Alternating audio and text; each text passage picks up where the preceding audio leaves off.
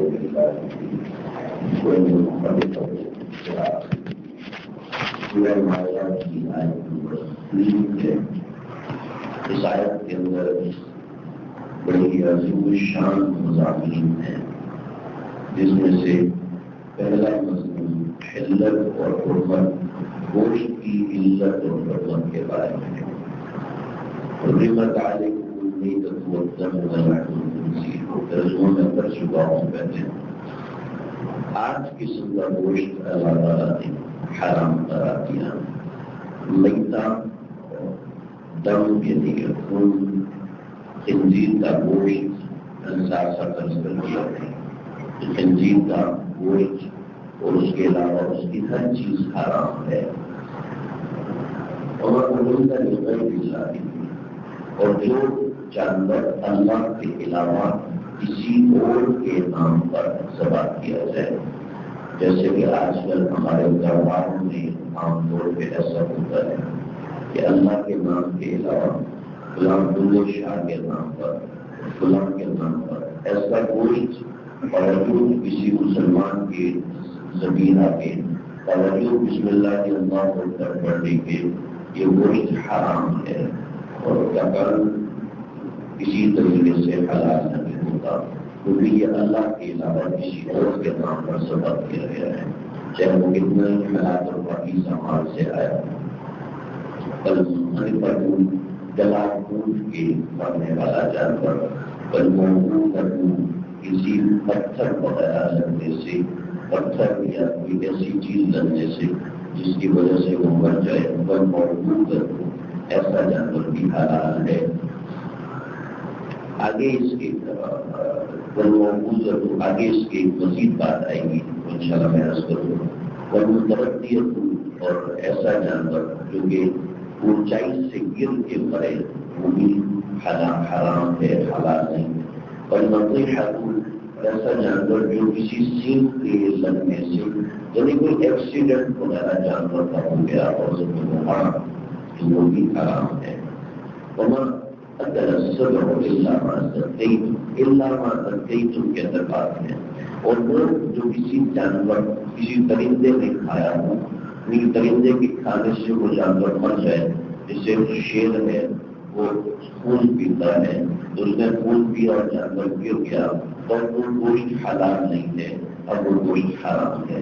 کسی جانور نے دوسرے جانور کو مارا اور وہ مرنے کے وہ مر گیا تو اب وہ جانور حرام ہے، میتہ بھی شمار ہوگا. الا ما ذکیتم، سوائے اس کے کہ وہ جانور جس کی تم ذبح کر لو. ذکیتم کا یہاں مطلب ہے جس کو تم ذبح کر لو.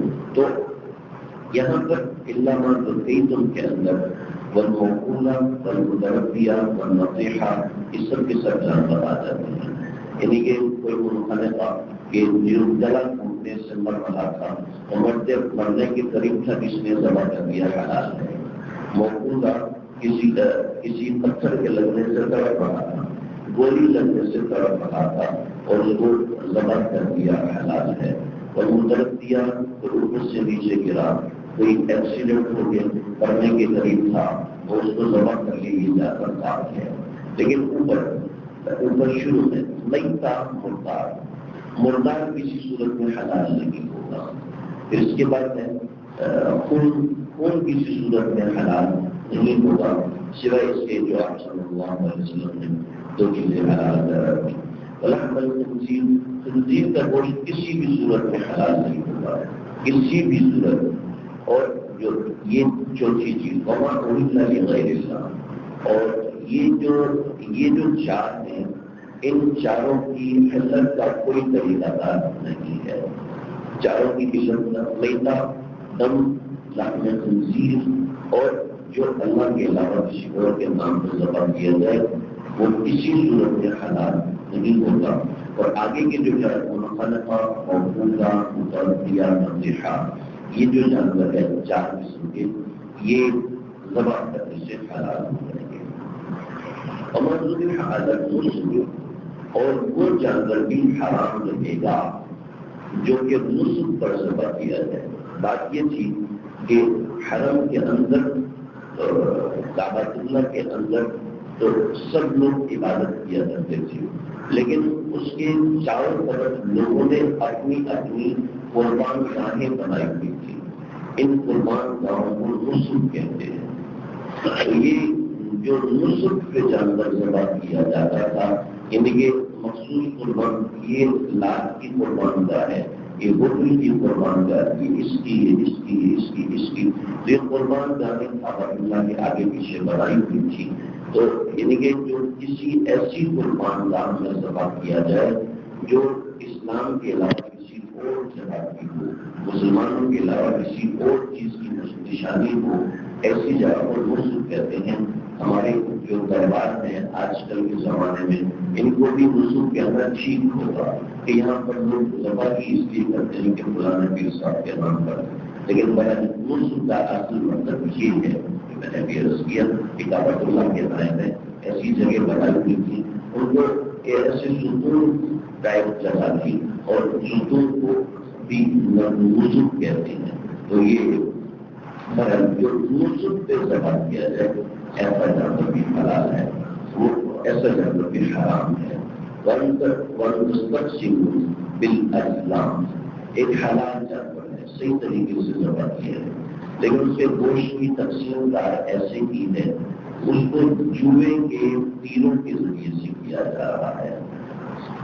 جوئے کے تیروں سے کیا جانے کا مطلب کیا ہے؟ پہلے زمانے میں یہ ہوتا تھا کہ گوشت آ گیا اور گوشت کے اوپر جہاں ہم تیر پھینکیں گے، جس کے نام کا تیر جس جگہ لگے گا وہ حصہ اس کا ہوگا. تو اور تیر چلانے والے کو پتہ نہیں ہوتا تھا یہ تیر کس کے نام پر ہے، تو دوسروں کو معلوم ہوتا تھا. تو یہ اس کو کہتے ہیں تقسیم بالازلام. تقسیم بالازلام یعنی کہ جوئے کے تیر. جوئے کا تیر اس لیے کہتے ہیں کہ ہر وہ کام کہ جس کے بعد کا یعنی کہ نتیجہ مجبور ہے، پتہ نہیں ہے، ہو سکتا ہے کروڑوں نکل ہے، ہو سکتا ہے 1 روپیہ بھی نہ نکلے، اس کو کہتے ہیں مجبور. تو جس کا نتیجہ اور منافع مجبور ہے، ایسے کاروبار کو، ایسے کام کو جوا کہتے ہیں. تو یہ تیر ایسے ہوتے تھے کہ پتہ نہیں ہوتا تھا یہ کس کو ملنا ہے اور کس کو نہیں ملنا، اس وجہ سے اس کو تقسیم بالازلام کہتے تھے. تو ایسا کوئی کیونکہ تقسیم بالازلام ہو لیکن جس کا نتیجہ مجبور ہے، اب وہ گوشت بھی حرام ہے، یہ گوشت بھی حلال نہیں ہے.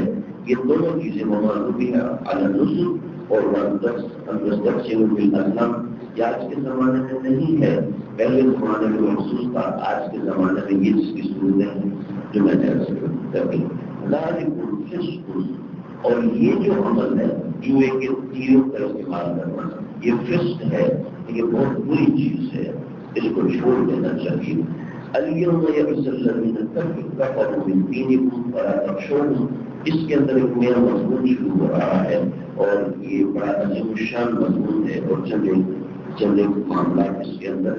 اليوم يئس الذين كفروا، اور آج کے دن کفار معذور ہو جائیں گے من دینکم، تمہارے دین سے، فلا تخشونی، ان سے مت ڈرو بلکہ مجھ سے ڈرو. اور اليوم اکملت لکم دینکم واتممت علیکم نعمتی. یہ ساری باتیں حضرت اللہ کے موقع پر نازل ہوئی تھی، اس کے متعلق اس کے اندر بڑی اہم باتیں انشاءاللہ میں درس کروں گا.